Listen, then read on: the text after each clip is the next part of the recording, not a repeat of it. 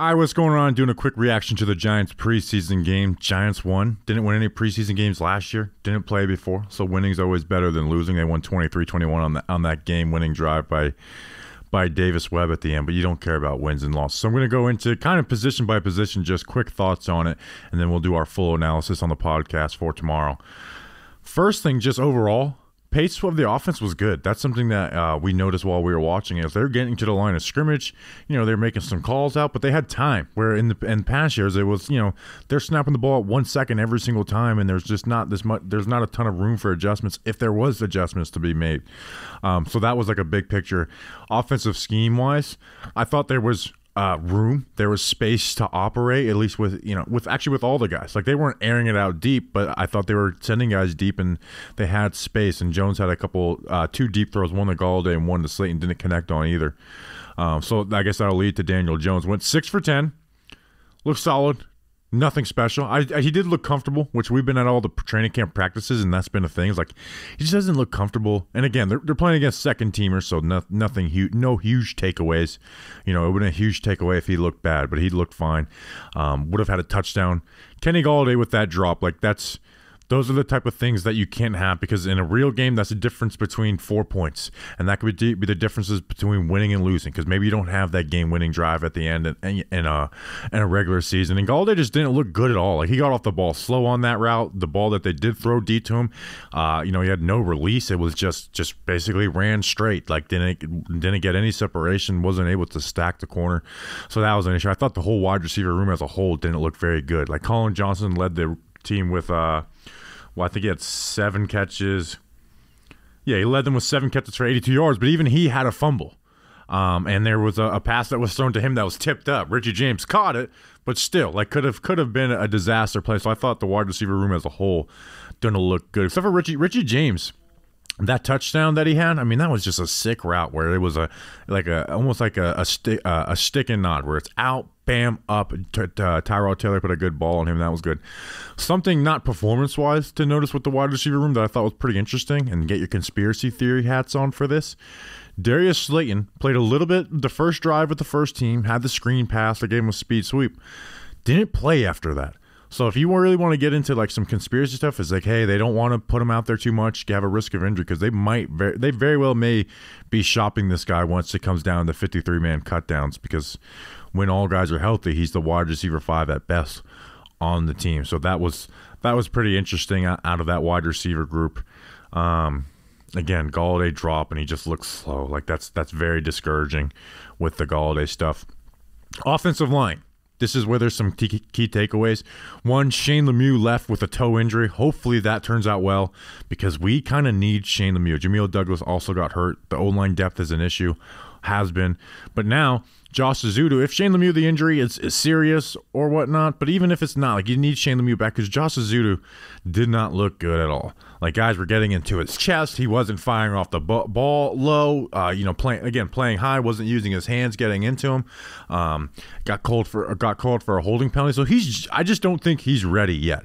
I think he needs time on the bench to grow, and that's why I don't like that they had practice him at tackle, because he needs all the reps he can to be at guard, because that's going to be his spot in the NFL. So we need Shane Lemieux to be healthy, just for the depth of this offensive line, because if another player goes down, you're in real trouble. Evan Neal, obviously people want to hear about him. I didn't think he looked very good. Now, it wasn't god-awful that you have to worry about, but there were some times where he just got to keep his feet moving through the block. He did give up the sack on that play-action pass where he just, they're faking run, and he lost his balance. And there was a couple other reps that just weren't great. Again, not disaster, but there was no really good Evan Neal reps, at least in the past game, where you're like, man, he looked really good. So he's a rookie. He needs time to grow. We had some stuff. We dealt with Andrew Thomas having some rookie struggles, even preseason struggles in his year 2 before he had an awesome year. So you don't panic. But again, I would rather him look good than not. So hopefully, as this preseason grows, he continues to get better, which is what being a rookie in the NFL is. Now he's got some stuff on tape for other teams to grow against. No other real offensive line notes besides Ben Bredesen had some good reps, which I thought was encouraging for a team that needs O-line depth. He's young, so you would assume he's going to get a little better. How much better? So they need some depth there. Before we get to the defense, first, like and subscribe. I was supposed to ask that at the beginning of the video. I forgot to do that. So please like and subscribe or I'll get fired. Running back room as a whole looked really good. I mean, Saquon got north and south, had that third down catch. He only played the one drive, but he looked good. He looked decisive. That was nice. Antonio Williams, who I think should be the RB3. Matt Breida didn't play. 9 carries, 61 yards, 6.7 yards per carry, a touchdown. Was running hard behind his pads. Had broke a 18-yard run, had the touchdown. I thought he looked well, and even Gary Brightwell, who I'm not a fan of at all, like he had some good runs, like ran through some tackles. I still think he needs to get lower behind his pads, and he runs a little straight up and down. But like he looked good and decisive. And Jashawn Corbin, who the UDFA out of Florida State, only had 6 carries for 23 yards, but he had 5 catches. Like Tyrod Taylor got to his checkdowns a lot. Sean Corbin was that guy. He was a nice receiving outlet, and that can be a good factor. Like, hey, if they're looking for a third down back, Corbin could be that that check down outlet. And with Tyrod Taylor, I think he started out pretty good, but he had some misses. But he looked fine. Like he looked fine and comfortable.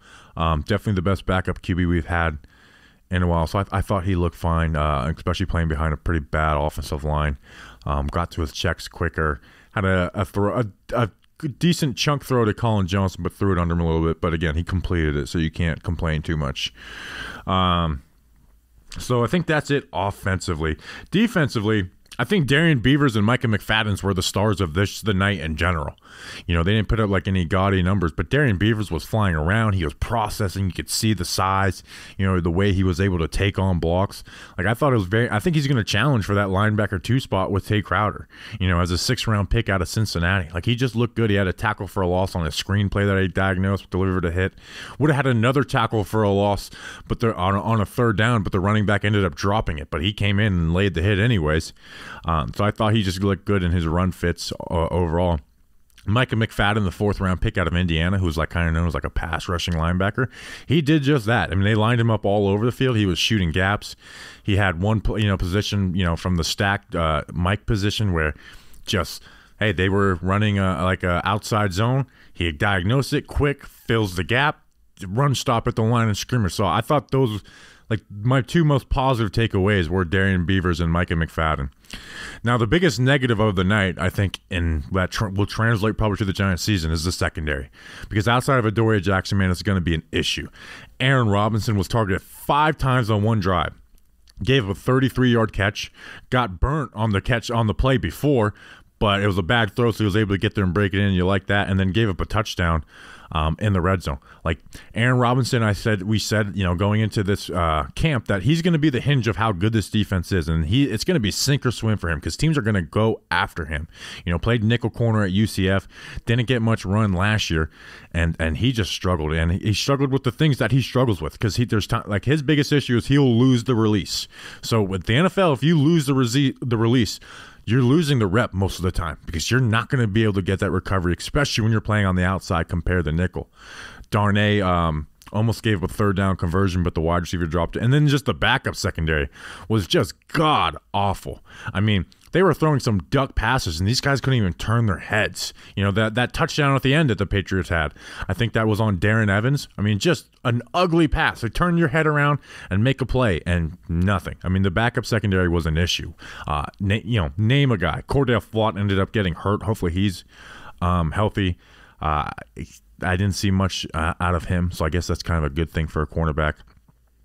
The only sack of the night was Trenton Thompson, the UDFA out of San Diego State. Nice blitz by Wink Martindale. And by the way, Wink Martindale's going to run a lot of A-gap blitzes, guys popping out, guys rushing in. So again, Wink Martindale's not going to give you the full package in preseason, but you saw what he's about. He's going to blitz, he's going to play man coverage, and he's going to throw different fire zones at you. So some stuff that I like there out of Wink. But the secondary, man, the starters aren't great outside of Adoree Jackson. If one of those guys goes down, man, it could just lose games for the Giants consistently. And I know this isn't a season where they're going to, be taking over the world, but you want to be competitive, and the secondary could make this team uncompetitive at times when they're facing a quarterback who's halfway decent. So that was worrisome. Anything else? The edge room I thought was pretty quiet. Kayvon didn't do much. Quincy Roche made some plays, but nothing special for a guy that was going up against 3rd stringers. Ellerson almost had the the safety sack, let the guy get out of his hands, but even that wasn't a great rep. Again, they only had one sack, and it was the safety, Trenton Thompson. O'Shane didn't do much. Jahad Ward only got one series. I didn't see much out of him. So the edge room was very quiet. So yeah, I think that's it. So like and subscribe to the channel. We'll have a podcast out at 8 a.m. if you're watching this the night of. All types of other content we'll have. So we appreciate you guys. Like, subscribe, all that good stuff. Until then, let's go Big Blue.